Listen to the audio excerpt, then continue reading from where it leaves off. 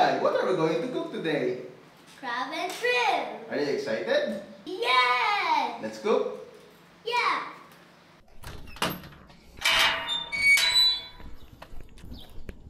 "6:30 ngayon, inaantok pa ako. Pupunta tayo ng Orani Palengke para mamali ng crabs and shrimp para sa vlog natin. Tara.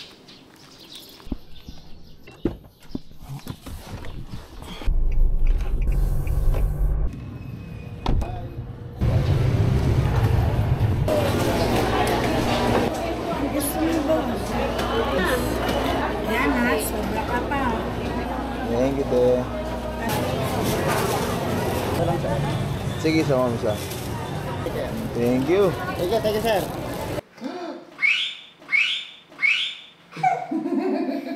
But before we cook the crab, we have to kill the crab first, okay? Okay, but how? Hmm? Woo. You killed it. Yeah. Para pag niluto natin, hindi maputol yung mga knuckles, right? Yeah. You got the shelf? No. Look, a spider. I want a pet spider. Eddie. Yes. You have a pet tarantula. Well, I'm going to start with jumping spider. And then I'll end with the tarantula. The only thing I'm scared of, black widows. Why? They're venomous and they're deadly. Just one bite of that spider can defeat 100 humans. That's so venomous? Yeah, that's the reason why it's called Black Widow. If I saw one in real yacht right now, we better run. Have you seen a black widow before?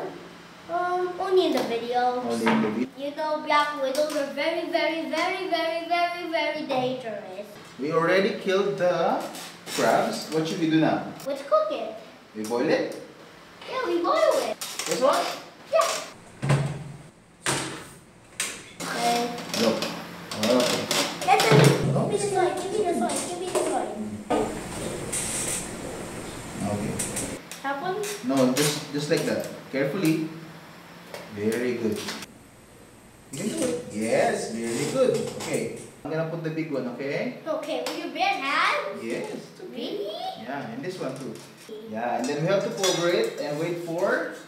We have to wait for 10 to 15 minutes. I think it's already cooked. So, we're going to transfer the cooked crabs in this ice bath. This is for you. I have garlic. Put all the garlic here. Oh, it's almost mush. You already peeled the garlic. You see? It's peeling the garlic already in 1 minute. Tutuin naman natin yung crab fried rice.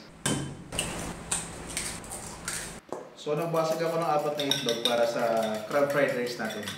Walang seasoning, just egg. Maglagay na tayo ng counting oil sa wok. Huwag masyadong marami kasi nagiging mushy yung rice. Pag mainit na yung wok at na yung garlic, roast lang ha, brown lang. Huwag masyadong sunog. Tapos pag naamoy mo na, nag-roast na yung garlic, add mo na yung scrambled egg mo. Yan. Hinyan mo lang maluto. Pag almost fully cooked na yung egg, set aside mo na. Okay. Pagka set aside mo ng egg, kunin mo yung bahaw, lagay mo na. Alam mo yung oyster sauce. Okay, mga 1 tablespoon lang. Lagay mo na ang soy sauce. 1 tablespoon lang din. Lagyan ko rin ng patis para sa saltiness. Konti lang, maalat mo talaga. Okay. Ito rin nakuha natin crab meat dun sa 4 na crab. Lagay mo na yung crab meat. Dito, mabilis na lang. Kasi technically, luto na yung crab meat, luto na rin yung rice. Parang hinahalo mo na lang para mag-blend yung lasa. Sunugin mo yung ilalim para lumabas yung smoky flavor. Kasi sa Thailand, ginagawa to sa woks o no very high pressure fire.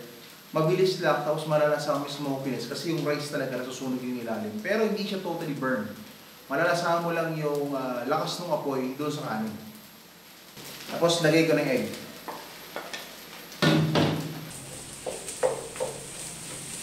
Paminta para konting heat. Kung ayaw yung paminta, o ayaw yung manghang, huwag mong lagyan paminta.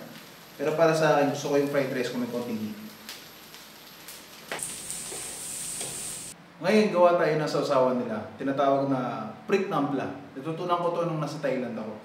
Mag-iwa lang kayo ng sili. Okay. Paghahaluin nyo lang yung sili tsaka chopped garlic. Lagyan ng fish sauce, patis. Hayaan mo muna mag-marinate for an hour. This time, gawa naman tayo ng stir-fried garlic shrimp. Natikman ko itong recipe na to sa Ranyang Jeong sa mga nakarang vlog ko. So, subukan natin para sa Father's Day. Kailangan mo lang ng 1 kilong shrimp.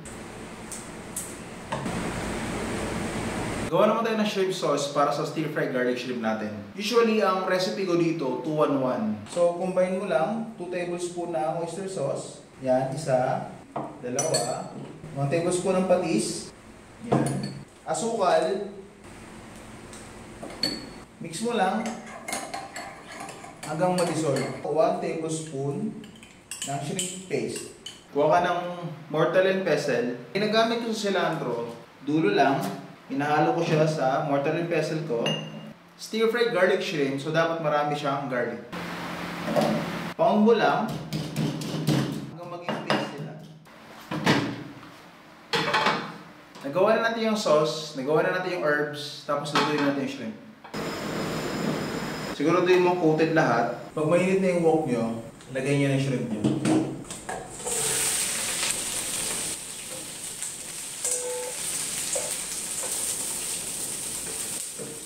After natin ma-half cook yung shrimp, tinabi mo na siya. Huwag mo itapon yung oil gamitin natin yan para sa roast ng garlic, para lumasa siya. Lagay na natin yung garlic. Siguraduhin nyo mag-brown yung garlic kasi kailangan mo ng roast garlic para lumasa siya. Kasi yung garlic yung nagdadala ng flavor. Okay? Ilagay mo na yung paste na ginawa nyo kanina. Cilantro at garlic. Tapos, lagay na natin yung shrimp juice na ginawa natin. I-mix mo lang. Pag naamoy mo na naluto na yung cilantro at garlic together, saka mo na ilagay itong shrimp. Tapos, dinadagdagan mo ng kaunting paminta para may kaunting heat. Yan. Sarap. Dami. Tapos cover mo. Tapos, antayin mo lang mga 5 minutes. Okay na yan. Yan, luto na. Bango. O, transfer na natin. We're ready to taste it. Try it. Masarap. You like it? Get the other one. And get the other one. Is it good? How is it? Very good. You like it? I got.